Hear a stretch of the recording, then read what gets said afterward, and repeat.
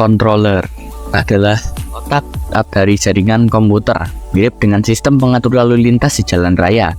Fungsi utama dari controller sendiri adalah mengkoordinasikan, mengelola, dan mengawasi alat-alat jaringan lainnya seperti switch, router, dan access point. Ia bertanggung jawab untuk memastikan semua perangkat ini bekerja sama secara efisien.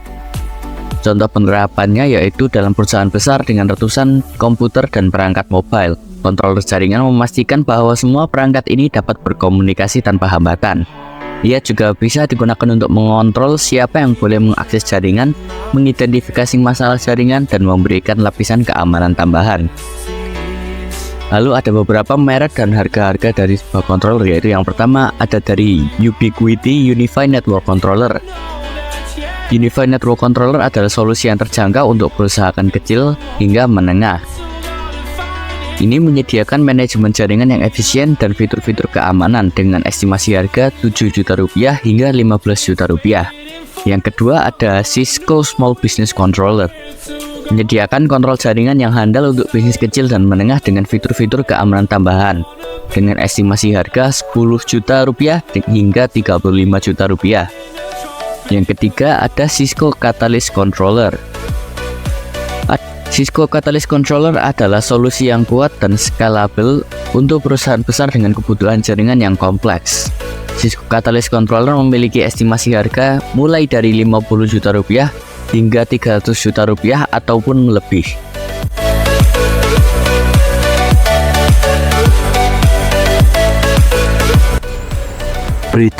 Bridge adalah perangkat yang digunakan untuk menghubungkan dua atau lebih segmen jaringan yang berbeda, seperti jaringan kabel dengan jaringan nirkabel. Fungsi utama bridge adalah untuk memungkinkan komunikasi antara segmen-segmen jaringan yang berbeda ini. Bridge bekerja dengan cara memeriksa alamat fisik dari setiap paket data yang melewati mereka. Jika alamat MIC yang dituju berada di segmen yang berbeda, bridge akan mengirimkan paket tersebut ke segmen yang tepat. Ini membantu menjembatani perbedaan teknologi atau protokol yang digunakan antara segmen-segmen jaringan. Lalu, contoh penerapan bridge pada jaringan yang pertama adalah penggabungan jaringan. Dalam perusahaan dengan beberapa lokasi atau kantor cabang, bridge digunakan untuk menggabungkan jaringan lokal atau LAN dari setiap lokasi menjadi satu jaringan yang terintegrasi. Ini memungkinkan karyawan untuk berbagi sumber daya dan data antar lokasi. Yang kedua adalah jaringan nirkabel. Dalam jaringan nirkabel, bridge digunakan untuk memperluas cakupan jaringan. Misalnya, di sebuah pabrik besar, bridge nirkabel dapat digunakan untuk menghubungkan jaringan nirkabel di berbagai bagian pabrik, sehingga perangkat-perangkat di semua area memiliki akses yang andal ke jaringan. Lalu ada merek dan harga bridge. Yang pertama adalah Ubiquiti Nanostation dengan estimasi harga di antara 800.000 hingga 1,5 juta rupiah. Ubiquiti Nanostation adalah bridge nirkabel yang sangat populer dan terjangkau. Ini sering digunakan untuk menghubungkan jaringan nirkabel di lokasi-lokasi yang berjauhan, seperti antara gedung-gedung. Yang kedua adalah Cisco Aeronet Bridge dengan rentang harga di angka 2 juta rupiah sampai ke 4 juta rupiah. Cisco Aeronet Bridge adalah bridge nirkabel dari Cisco yang dikenal akan keandalan dan kinerja tinggi, cocok untuk aplikasi bisnis yang membutuhkan koneksi nirkabel yang andal. Lalu yang ketiga ada Mikrotik Wireless Wire. Harga estimasinya di harga 1,5 juta hingga 3 juta rupiah. Mikrotik Wireless Wire adalah bridge nirkabel yang dirancang untuk menghubungkan dua lokasi dengan kecepatan tinggi. Ini dapat digunakan untuk menggabungkan jaringan nirkabel atau menghubungkan jaringan nirkabel dengan jarak jauh.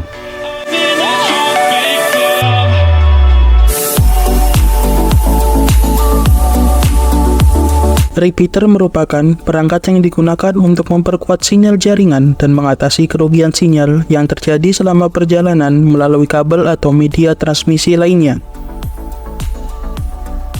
Fungsi utama repeater adalah memperpanjang jangkauan jaringan dengan menjaga kualitas sinyal yang baik. Repeater bekerja dengan cara menerima sinyal yang lemah, memperkuatnya, dan mengirimkannya kembali ke jaringan. Ini membantu memastikan bahwa sinyal tetap kuat dan tidak terdegradasi saat melewati jarak yang jauh atau melalui media yang mungkin mengalami hambatan. Contoh penerapan repeater dalam perusahaan. Yang pertama, dalam perusahaan dengan kantor cabang yang tersebar di berbagai lokasi, repeater digunakan untuk memastikan bahwa sinyal Wi-Fi tetap kuat di seluruh lokasi. Hal ini memungkinkan karyawan untuk terhubung ke jaringan tanpa mengalami gangguan.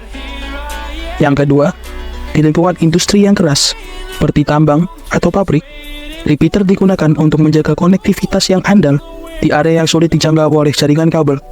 Hal ini membantu memastikan bahwa perangkat-perangkat di lokasi tersebut tetap terhubung. Berikut adalah merek beberapa repeater beserta harganya. Yang pertama, ada TP-Link RE450. TP-Link RE450 adalah repeater Wi-Fi yang populer dengan kemampuan dual band untuk memperluas cakupan jaringan nirkabel. Kisaran harga dari TP-Link RE450 mulai dari Rp350.000 hingga Rp750.000. Yang kedua, ada D-Link DHP1720. D-Link DHP1720 adalah repeater yang mendukung teknologi AC1750 untuk kinerja yang lebih tinggi. Ini dapat digunakan untuk memperkuat sinyal Wi-Fi di rumah atau kantor. Kisaran harga dari D-Link DHP1720 mulai dari Rp500.000 hingga Rp1.000.000. Yang ketiga, ada Netgear Nighthawk EX8000.